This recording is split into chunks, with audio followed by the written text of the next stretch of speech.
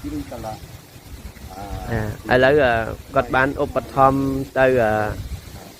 គាត់កូនរៀននេះចំនួន200ពលជួរចា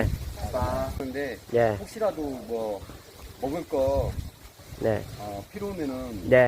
ឥឡូវដោយសារគាត់បានទិញអង្គមកឥឡូវគាត់ចាំគាត់ថែមលុយឲ្យខ្លះដើម្បីទិញ 뭐 អង្គ 쌀이나 네. 뭐 간장 같은 거 필요하면 오케이, 예. 해갖고 네. 뭐 필요한 거 ណែ 좀 ណែណែណែណែ